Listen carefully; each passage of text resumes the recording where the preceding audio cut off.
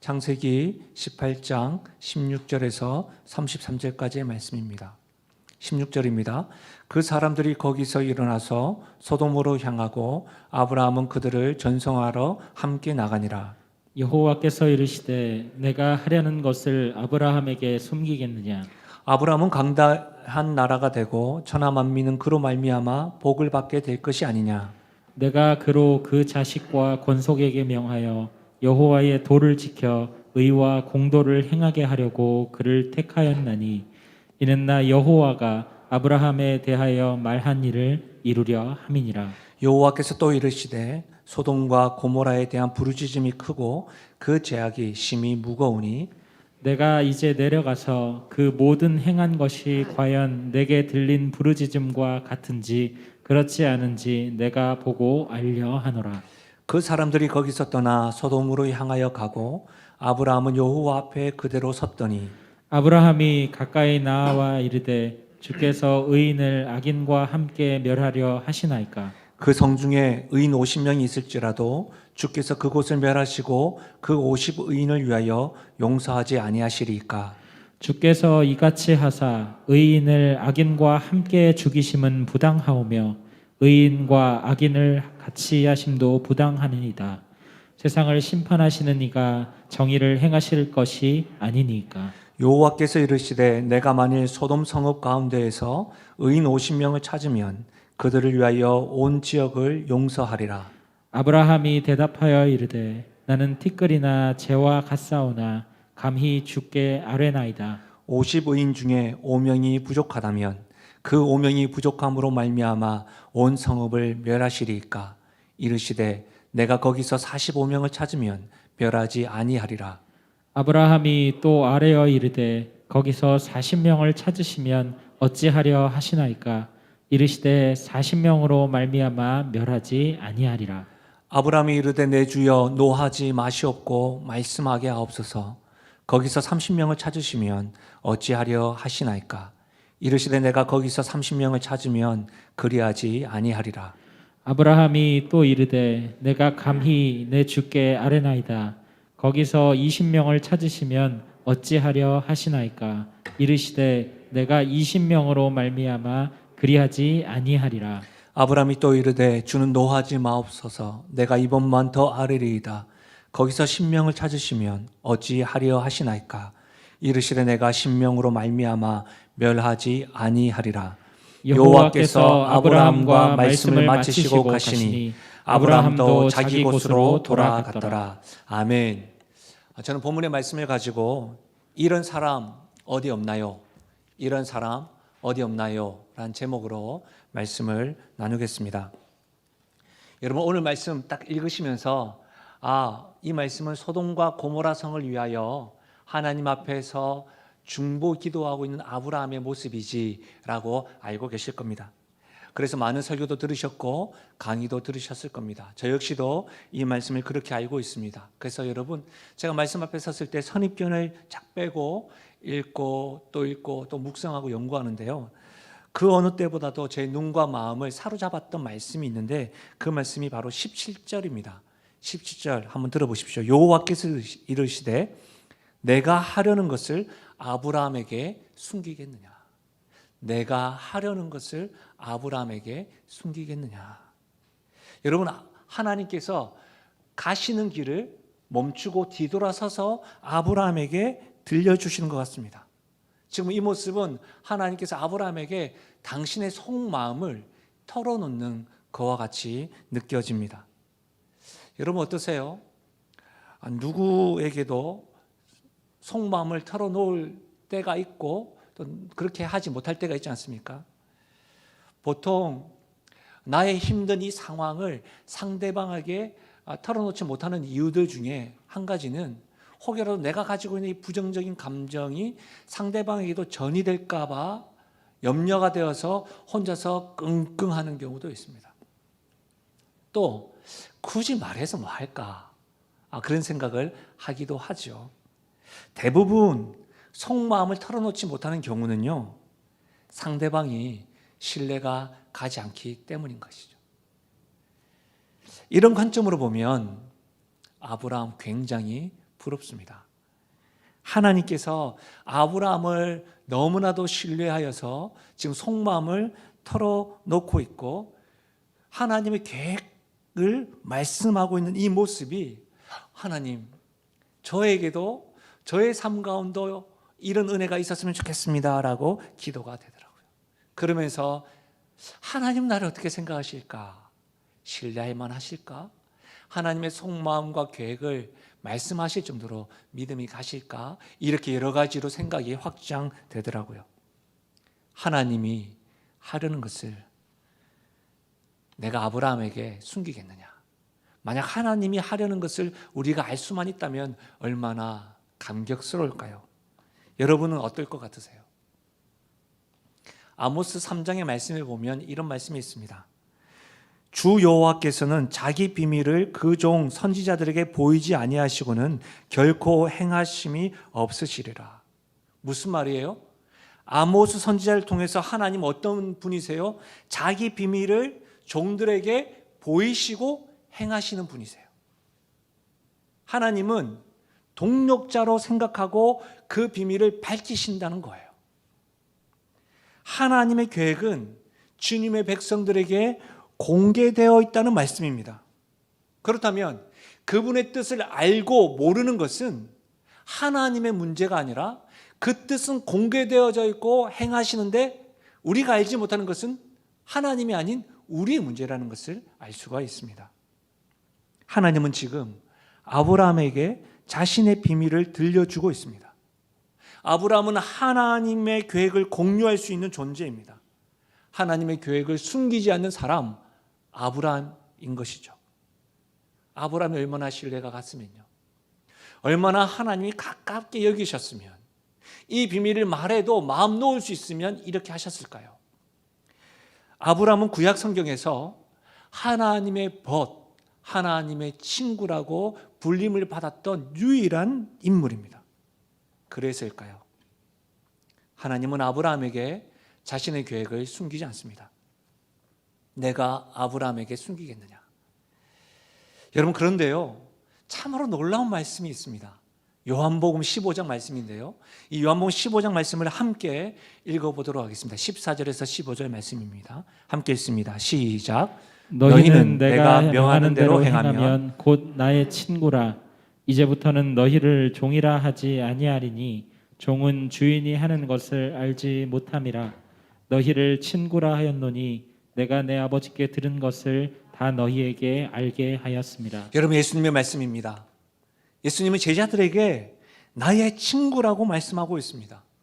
아버지 하나님께 들은 것을 나의 친구 너희들에게 알게 하겠다라고 말씀하십니다. 하나님은 제자들을 종으로 여기지 않습니다. 종은요, 주인이 하는 것을 알지 못합니다. 그 계획을 알지 못하는 거예요. 친구라 하셨습니다. 예수님의 사랑을 받아들이고 믿는 우리들에게는 친구 정도가 아니죠. 하나님의 자녀라 불러주셨음을 믿으시길 바랍니다. 얼마나 놀라운 일인지 몰라요. 여러분, 친구와 자녀에게 하나님의 계획을 알려주십니다. 숨기지 않습니다. 구약에서도 하나님께서는 노아에게 세상의 심판, 세상을 물로 심판하시겠다고 알려주셨습니다. 하나님의 자녀인 우리들에게도 구원의 길을 알려주셨습니다. 길이요 진리요 생명이신 예수 그리스도 말미암지 않고는 하나님께로 올 자가 없음을 우리에게 알려주신 것이죠. 이것이 복음입니다. 예수님으로 말미암아 그 사랑을 받아들일 때만 하나님의 자녀가 된다는 것을 우리는 이 소식을 알고 있는 것이죠. 이 뜻을 알고 있습니다. 여러분은 이 소식을 접하셨습니까? 그렇다면 지금 아브라함에게는 하나님이 어떤 계획을 말씀하시고 어떤 마음을 지금 나누고 있는 것일까요? 두 가지입니다.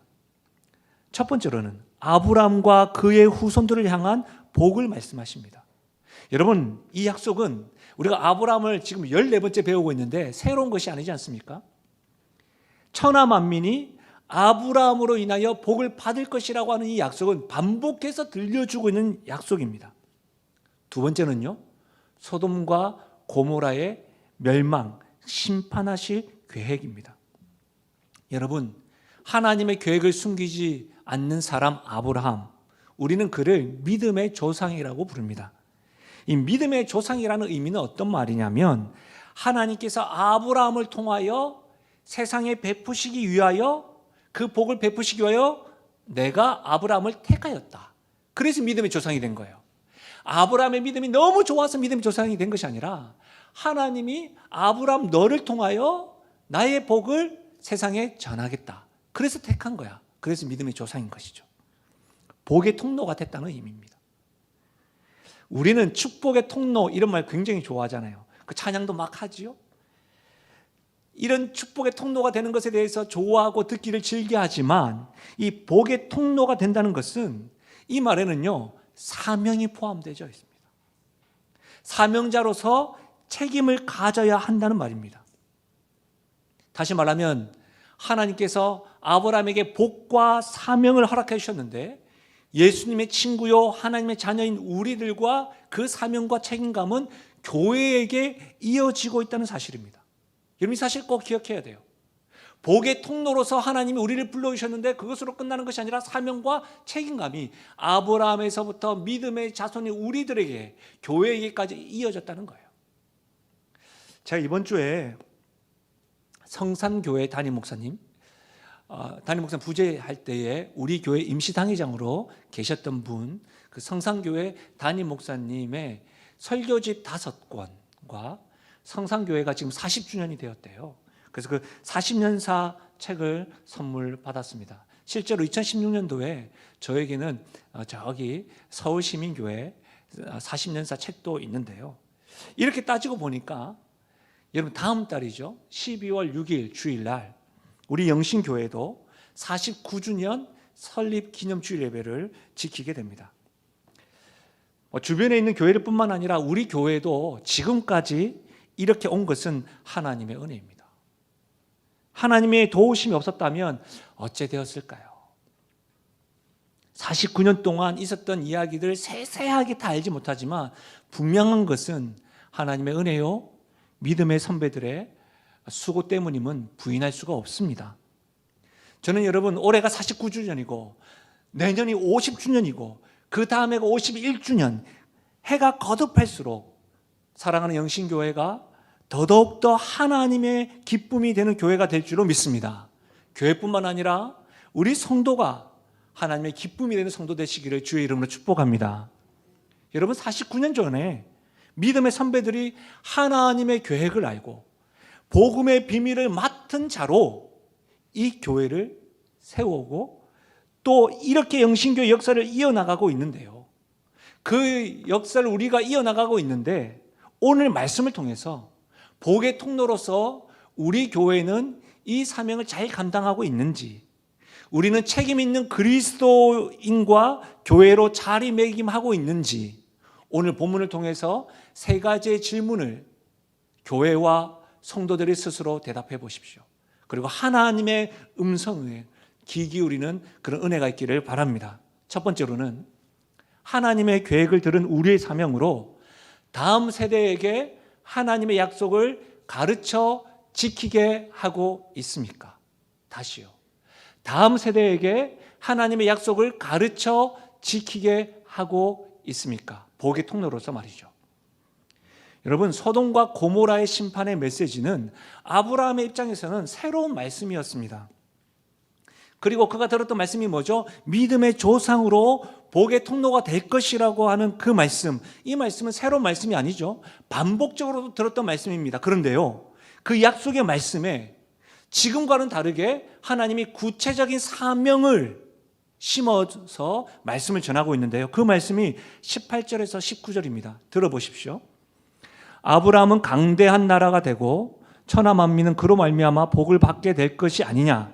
내가 그로 그 자식과 권속에게 명하여 여호와의 도를 지켜 의와 공도를 행하게 하려고 그를 택하였나니 이는 나 여호와가 아브라함에게 대하여 말한 일을 이루려 함이니라.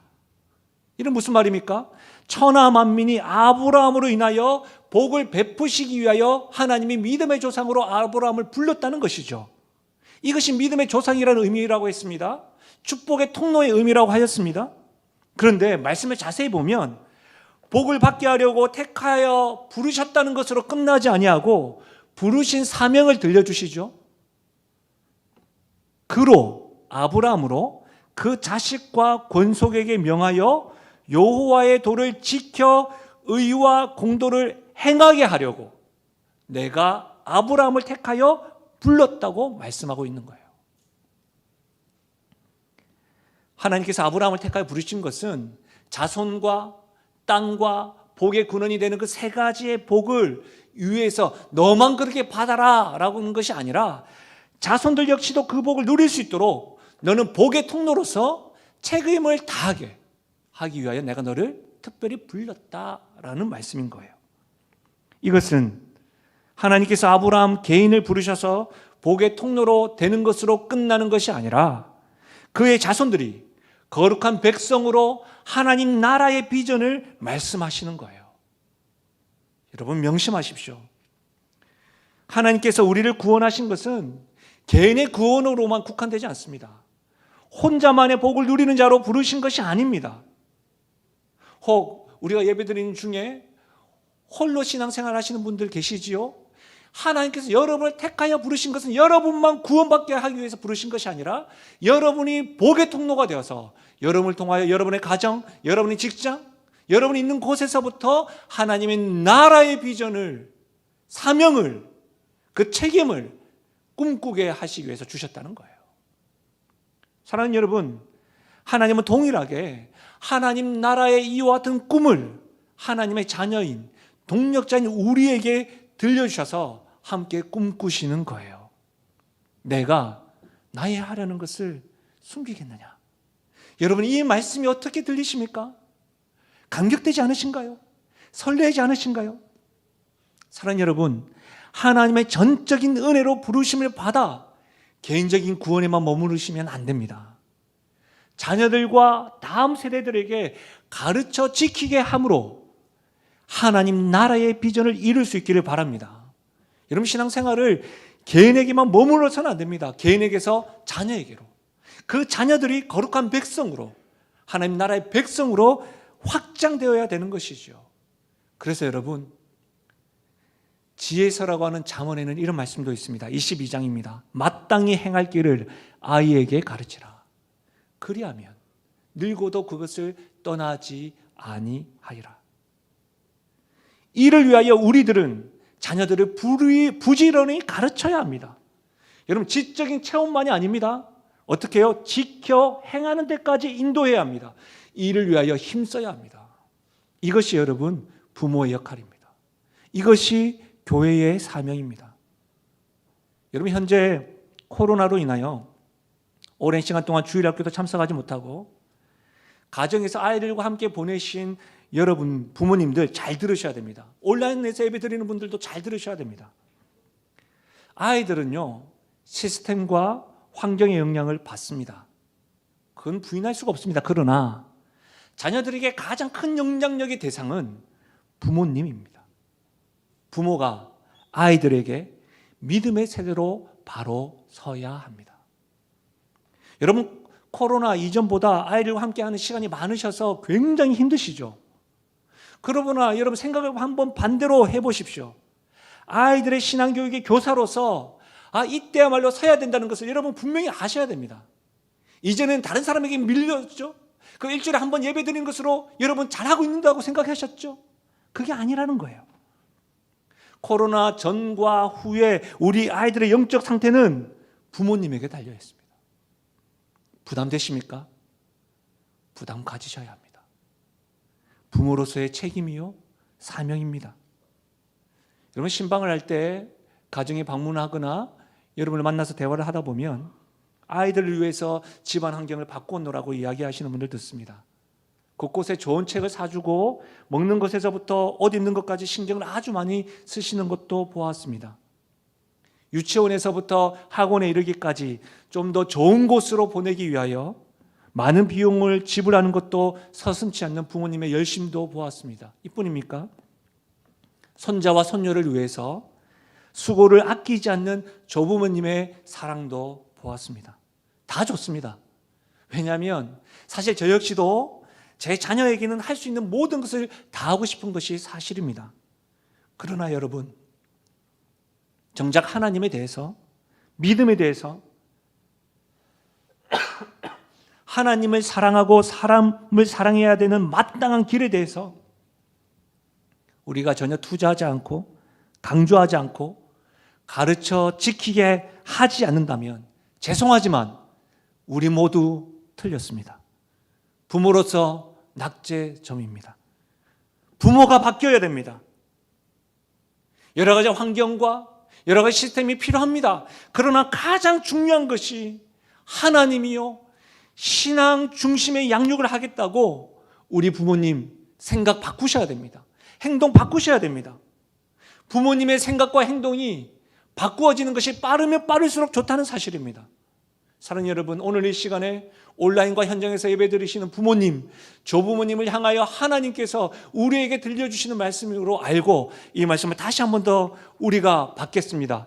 잠언 22장 6절인데요. 다시 한 번 더 우리가 입으로 선언하고 받겠습니다. 함께 읽겠습니다. 시작. 마땅히 행할 길을 아이에게 가르치라. 그리하면 늙어도 그것을 떠나지 아니하리라. 기억하십시오. 이 아이는 어린아이가 아닙니다. 장성하여 가정을 이룬 우리의 자녀들, 다음 세대에도 포함된다는 것을 꼭 기억하십시오. 이 말씀을 부모요, 믿음의 선배인 우리들이 사랑하는 다음 세대를 위해 반드시 명심해야 될 말씀인 줄 믿습니다. 뿐만 아니라 여러분, 마태복음 28장에 보면 그러므로 너희는 가서 모든 민족을 제자로 삼아 아버지와 아들과 성령의 이름으로 세례를 베풀고 내가 너희에게 분부한 모든 것을 가르쳐 지키게 하라. 볼지어라. 내가 세상 끝날까지 너희와 항상 함께 있으리라 하시니라. 여러분, 이 말씀 예수님이 마지막 이 땅에서 지상명령으로만 알고 선교와 전도에만 적용합니다. 그렇지 않습니다. 이 말씀의 주동사는 제자를 삼합니다. 제자를 삼기 위해 가야 하는 것이죠. 제자를 삼기 위해 세례를 주어야 하는 것이죠. 제자를 삼기 위해 어떻게 해요? 가르쳐 지키게 하여야 합니다. 이것이 여러분 단지 선교와 전도에만 적용되는 것이 아니라 교회의 사명인 것이죠. 모든 민족을 제자 삼기 위해 하나님께서 우리에게 허락하신 그 복음을 가지고 어떻게 해요? 가르쳐 지키게 하여야 합니다. 그때 모든 민족이 제자가 되는 것이죠. 그때에 우리 다음 세대들이 예수님의 제자요, 작은 예수로 이 땅에서 살아가게 되는 것이죠. 선배님들 만나서 대화를 하다 보면 우리 영신교회도 이전에 초등부가 100명이 모였을 때가 있었다고 합니다. 그것을 추억으로 말씀하시면서 우리 옛날 믿음의 선진들이 이전의 성전과 지금의 성전을 바라보시면서 안타까이 여기셔서 눈물을 흘리시는 것과 같이 가슴 아파하시는 분들이 많더라고요. 그러나 여러분, 그 당시에는 대부분의 교회가 주일학교가 왕성하였습니다. 대단했습니다. 그러나 지금 한국교회, 지금의 현실 주일학교는 어떤가요? 여러분 분명히 아셔야 됩니다. 코로나19로 인하여 우리의 민낯이 드러날 뿐만 아니라 기독교에 대해서, 복음에 대해서 잘못 이해한 미성숙한 성도들의 모습과 교회의 모습으로 인하여 여러분, 성도들도 많이 떠났을 뿐만 아니라 주일학교가 사라지는 교회가 부지기수입니다. 교회의 건물이 매매로 얼마나 많이 나와 있는지 아십니까? 여러분, 지금 우리 영신교회는 어떠한가요? 제가 몇 해 전에 제가 사진을 찍어서 그것을 기억하기 위하여 저의 SNS에 올려놓은 글이 있습니다. 제가 사진을 찍었던 그 장면은 뭐냐면 우리 아이들이 유아부와 유치부 아이들 또 우리 초등부 아이들 모여서 성경학교 할 때에 그 신발을 제가 찍어놨을 거예요. 신발 사진을 찍어놓고 제가 혼자서 눈물을 흘리며 하나님께 이렇게 감사했던 글이 있더라고요. 하나님, 어떻게 이게 가능한 일일까요? 그 사진을 제가 말씀을 준비할 때 다시 한번 봤어요. 어떻게 이게 가능한 일일까요? 계속해서 되새겼어요. 사랑하는 여러분, 송구스럽지만 몇 가지 질문을 드리겠습니다. 우리 다음 세대 아이들 이름을 아십니까? 우리 교회는 대형교회가 아님에도 불구하고 몇몇 되지 않는 우리 아이들의 얼굴은 아시나요? 제가 정중하게 우리 아이들이 드리는 예배의 장소에 한번 올라가 봐 주십시오라고 말씀드린 적도 있습니다. 아마 손자와 손녀가 있는 분들은 가보셨겠지요. 그러나 아마 대부분들은 모르실 겁니다. 어느 성도님께서 이런 말을 하시는 것을 들었습니다. 솔직히 말하면 내 손자와 손녀도 우리 교회에 보내는 것이 꺼려지기도 합니다. 또 어떤 분은 우리 가정이 지금 영신교회에 있는 것이 신기합니다. 시스템이나 환경을 보면 주변에 잘 되어 있는 곳에 우리 아이들과 함께 신앙생활을 하는 것이 상식인데 지금 우리 가정은 영신교회에 있습니다. 그래서 제가 뭐라고 한 줄 아세요? 은혜네요. 그렇게 말했던 기억이 있습니다. 여러분, 사실 은혜입니다. 지금 다음 부서를 보시면 유아부와 유치부와 초등부와 청소년부가 지금 예배를 드리고 이후에 청년부도 모여서 예배를 드립니다. 이들을 위하여 애쓰시는 사역자들과 교사들과 목자들이 있습니다. 얼마나 애쓰는지 모릅니다. 하나님의 은혜요, 이들의 수고 때문입니다. 사역자들과 교사들과 목자들을 격려해 주십시오.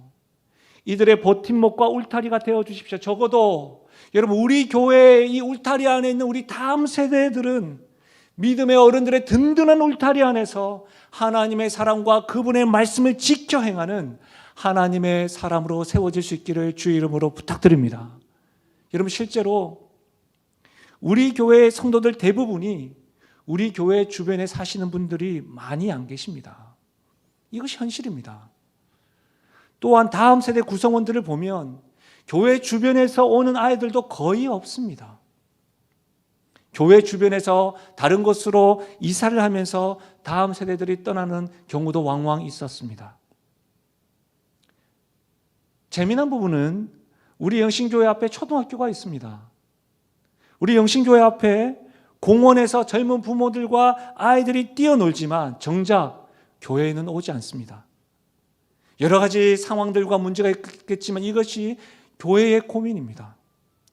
그 고민을 나누었고 지난주 재직회에서 다음 세대를 위한 결단으로 지하와 1층 환경 개선을 위한 리모델링을 하기로 하였습니다.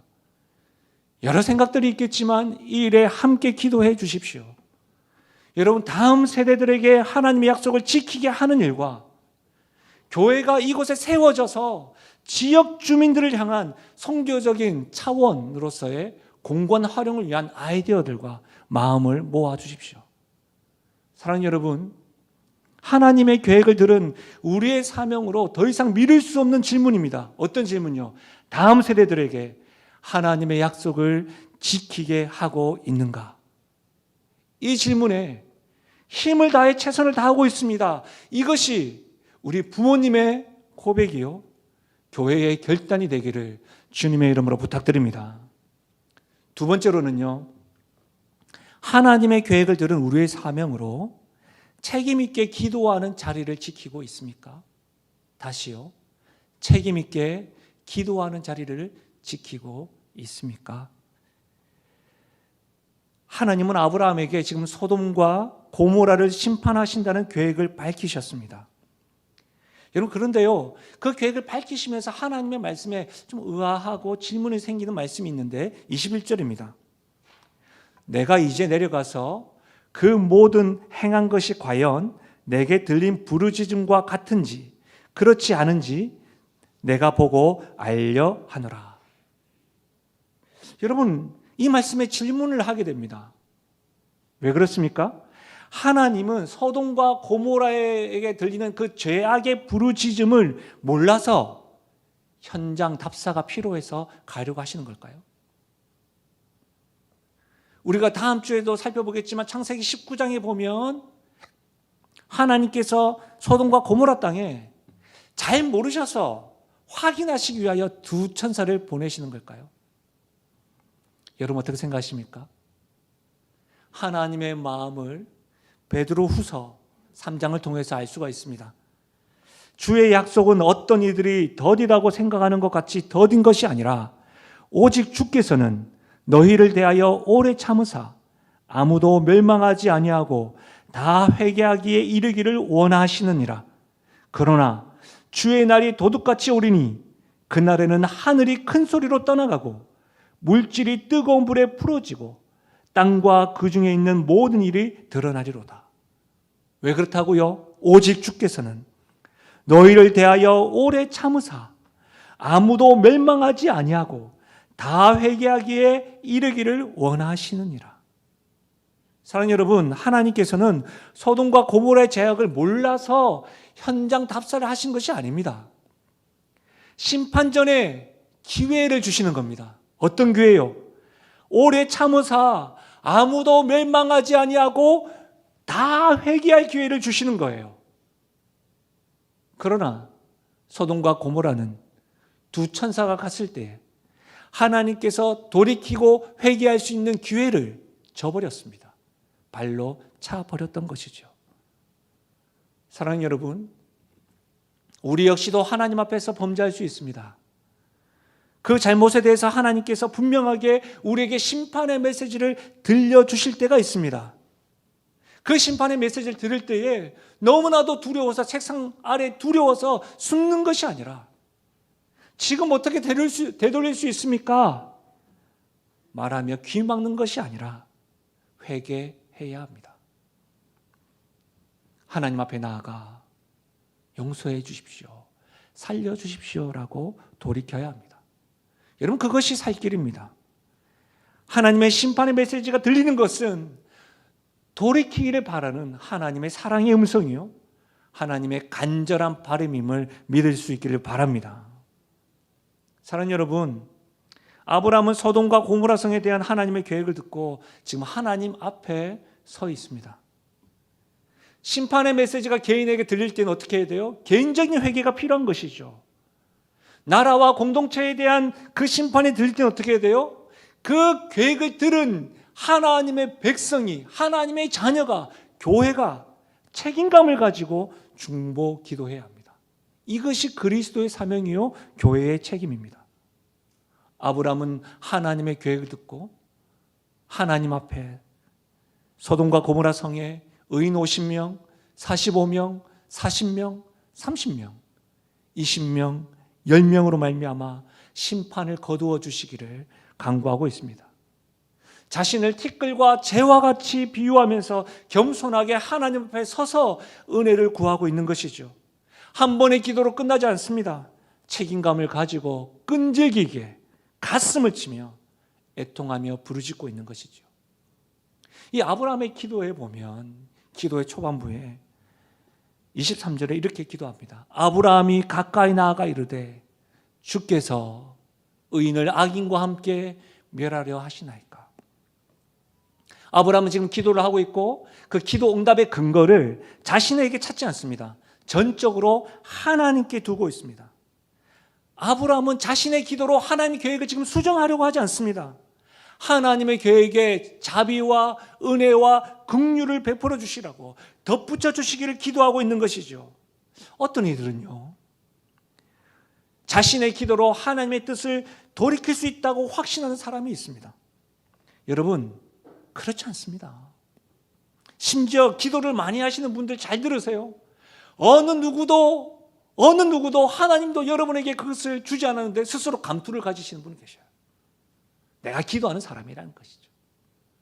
내가 이만큼 기도하고 지금까지 새벽 제단을 쌓고 있고, 내가 늘 기도하고 있고, 우리 가정을 위해서, 교회를 위해서, 나를 위해서 기도하고 있으니 염려하지 말라고 하나님 내 기도 들으신다고 당당하게 말합니다.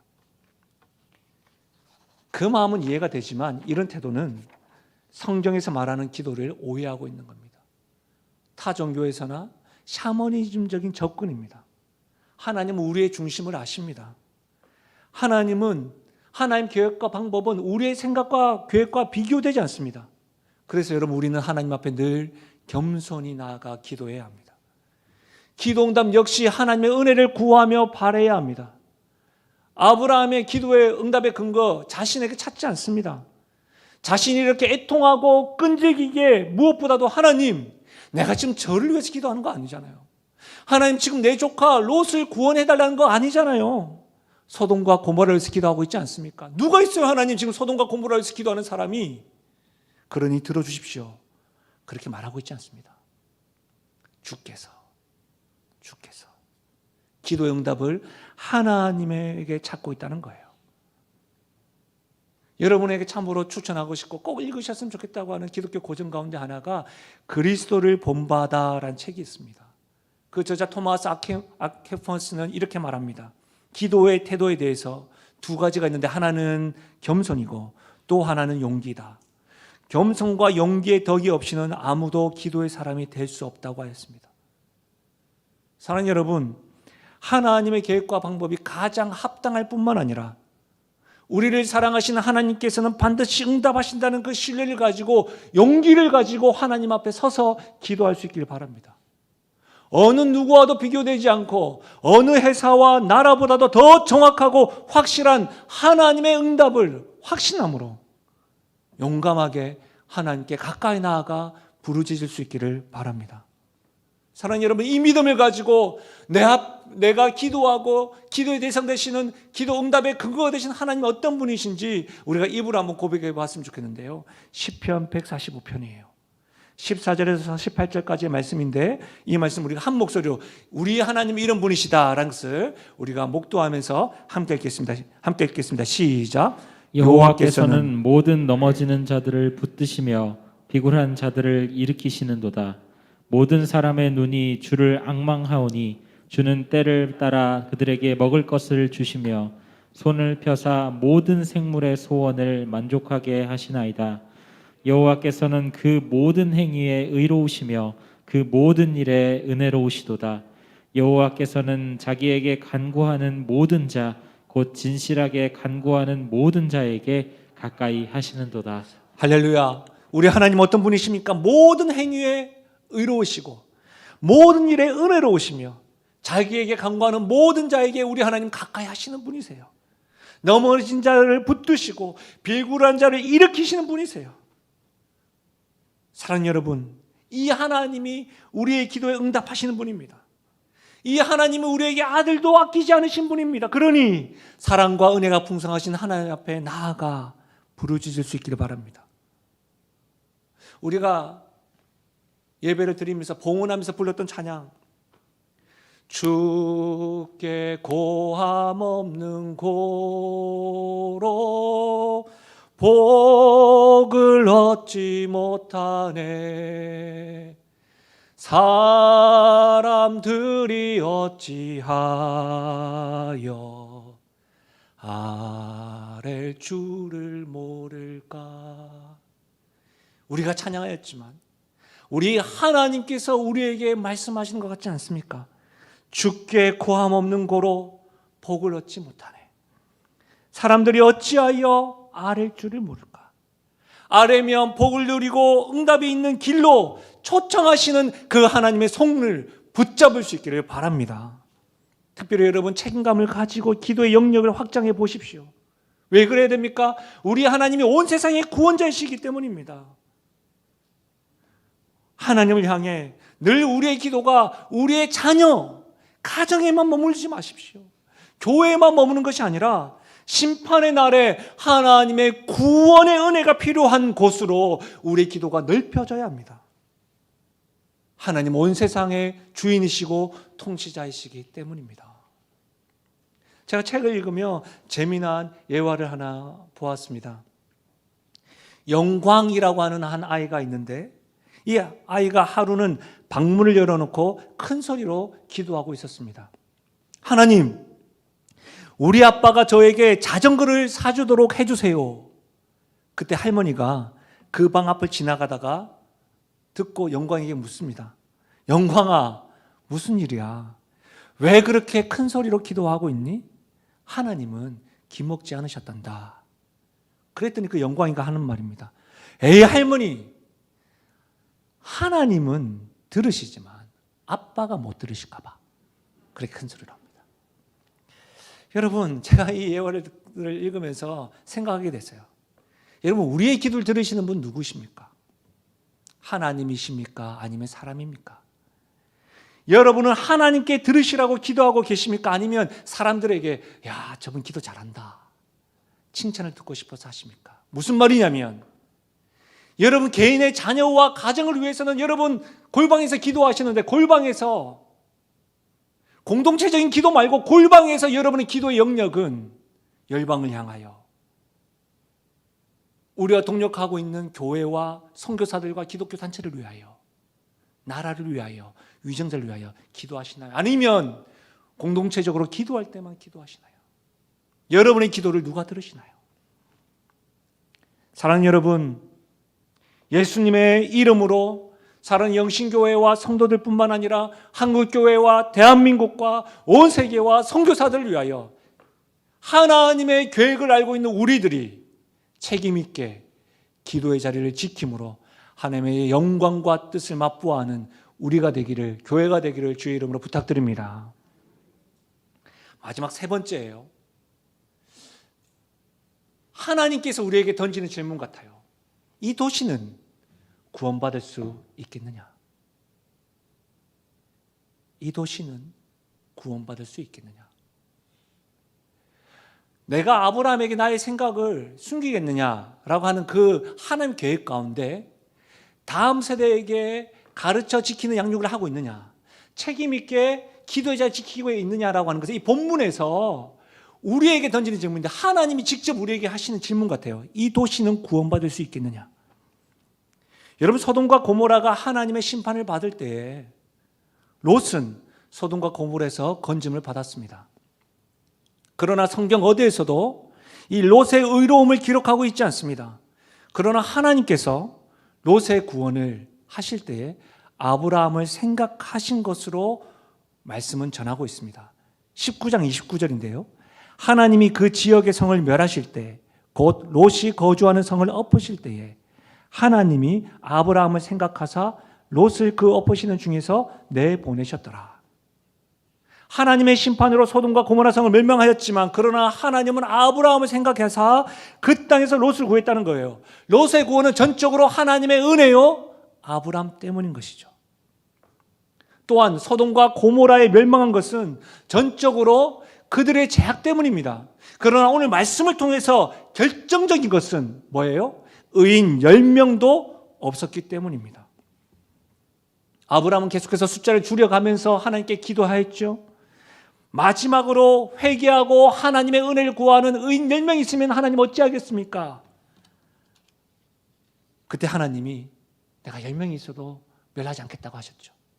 여러분, 왜 10명이라는 숫자를 하였는가? 유대인의 최소 숫자, 곧 유대인들이 하나님과 합법적으로 거래하는 데 필요한 최소 인원이라고 하는 견해도 있지만 여러분, 성경은 정확하게 이유를 말하지 않습니다. 단지 우리가 아브라함을 배우면서 롯에 대해서 기대하고 롯을 후손으로 생각했던 그 아브라함의 심정을 생각하면 아브라함이 왜 10명을 멈췄을까요? 실제로 에레미야 5장에 보면 에레미야는 공의를 행하고 진리를 행하는 한 사람을 찾았었는데 왜 아브라함 10명을 했었을까?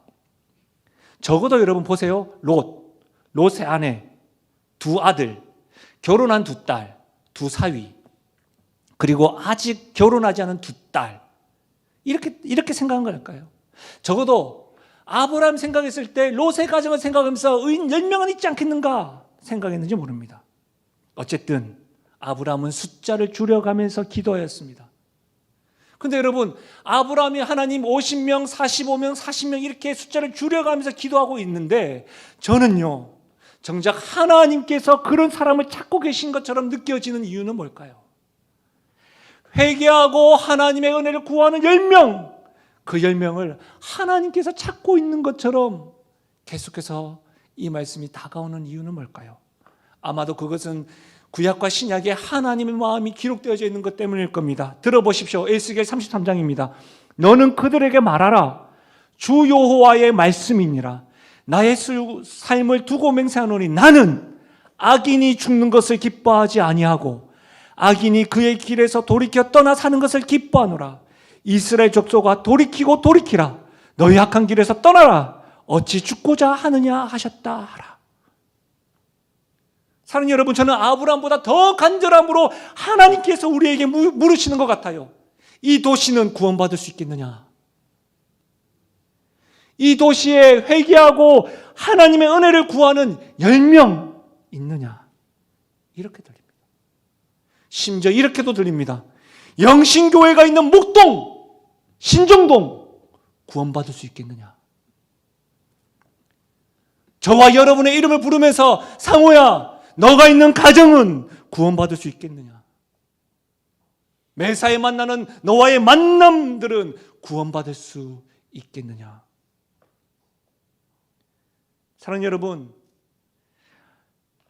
이렇게 틀리는 이유는 뭘까요?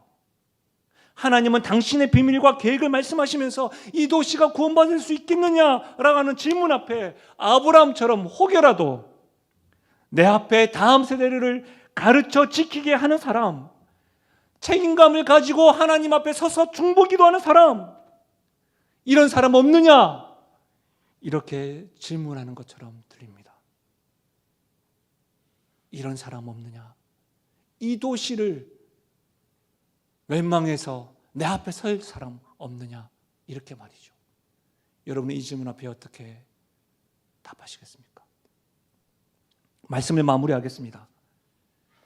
사랑하는 여러분, 소돔과 고모라를 위한 시간은 끝났습니다. 그러나 우리에게는 아직 시간이 남아 있습니다. 이 나라를 위해, 이 도시를 위해, 이 지역을 위해, 사랑하는 나의 가족을 위해, 친구와 다음 세대를 위해 새생명 축제를 함께 진행해 나가면서 이 도시가 구원받을 수 있겠느냐 적용해 보십시오. 말씀을 지키고 가르쳐 지키게 하고 책임감을 가지고 기도하는 자로 저는 우리 성도들이 하나님 앞에 서 계셨으면 좋겠습니다. 우리 교회가 하나님의 계획을 듣고 사명자로 책임 있는 그리스도인이요 교회로 서 있길 바랍니다. 빠르면 빠를수록 좋겠죠. 그것은 여러분에게 달려 있습니다. 하나님의 이 부르심 앞에 티끌과 재 같은 저라도 하나님 괜찮으시다면 저를 사용하여 주십시오라고 하는 이 고백이 우리에게 넘쳐나시기를 주의 이름으로 축원드립니다. 말씀을 생각하시면서 우리 찬양으로 주님 앞에 기도하며 나아가실까요? 보혈을 지나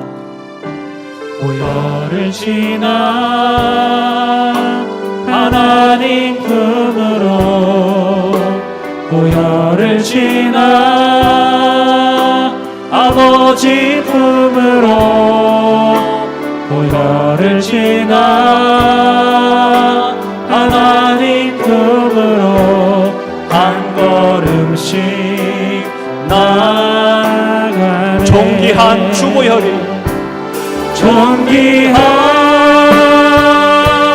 주보혈이 내 영을 새롭게 하시네. 존귀한 주보혈이 내 영을 새롭게 존귀한 주보혈이 존귀한 우리 믿음으로 고백하실까요? 내 가정 새롭게 하네. 내 가정 새롭게 하시네. 존귀한 주보혈이, 존귀한 주보혈이 내 교회 새롭게 하네. 내 교회 우리 믿음의 고백으로 존귀한 주보혈이, 존귀한 주보혈 내 나라 새롭게 하네. 내 나라 새롭게 하시네. 아멘. 존귀한 주보혈이 내 자녀 새롭게 하네. 내 자녀 새롭게. 우리 마지막으로 고백하시겠습니다. 존귀한 주보혈이, 하나님 티끌과 재 같은 나라도 내 영을 새롭게 하시네. 내 영을 새롭게 하시네. 존귀한 주보혈 하나님 내 영을 새롭게 하시네. 내 영을 새롭게. 아멘.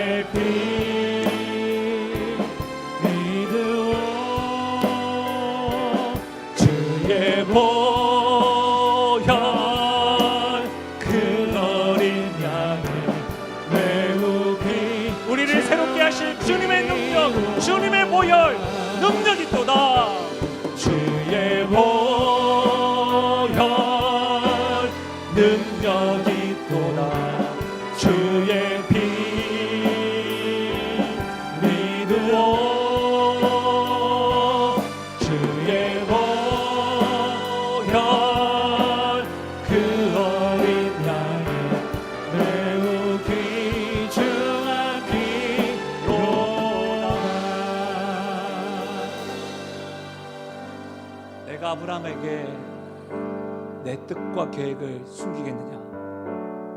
내가 교회에게, 내가 너희들에게, 친구요 자녀인 너희들에게 숨기겠느냐? 이 음성 앞에 늘 들으시고 사명감을 가지고 책임 있는 그리스도인이요 교회로 살아가시기를 바랍니다. 한 주간도 승리하십시오. 한 주간도 하나님과 동행하십시오. 오늘은 제가 기도하겠습니다. 하나님 아버지, 말씀 들려주셔서 감사합니다. 성령께서 말씀하시는 것 하나하나를 귀 기울이게 하여 주시고 땅에 떨어지지 아니하고 30배, 60배, 100배의 말씀으로 열매로 결실맺게 하여 주옵소서. 때로는 부담되고 때로는 하나님 키 맞고 싶고 때로는 민망하고 때로는 티끌과 재 같은 나 자신이 보일 때가 있습니다. 그럼에도 하나님 숨기지 않는 하나님의 계획과 뜻 앞에 사명과 책임감을 가지고 하나님의 사람으로 책임감 있는 그리스도인으로 사명 감당하는 교회로 서 있는 우리가 되게 하여 주옵소서. 이 도시가 구원받을 수 있겠느냐? 내 앞에 서서 말씀을 가르쳐 지키게 하고 책임 있게 기도하며 나아가는 이런 사람 없느냐라고 하는 질문 앞에 하나님, 부족하지만, 연약하지만, 부끄럽지만 여기 있습니다. 우리를 사용하여 주시옵소서라고 고백하고 결단하며 나아가는 우리 모두가 되게 하여 주옵소서. 주의 영광을 보게 하여 주옵소서. 감사드리며 예수님의 이름으로 기도하옵나이다. 아멘. 함께 선포하며 나가겠습니다. 나는 하나님으로부터 부름받은 하나님의 자녀입니다. 우리는 세상으로 보냄받은 그리스도의 제자입니다. 한 주간 더 승리하십시오. 하나님의 축복을 받겠습니다. 지금 우리 주 예수 그리스도의 은혜와 하나님 아버지의 무한하신 사랑과 성령 위로 교통하심과 충만하신 역사가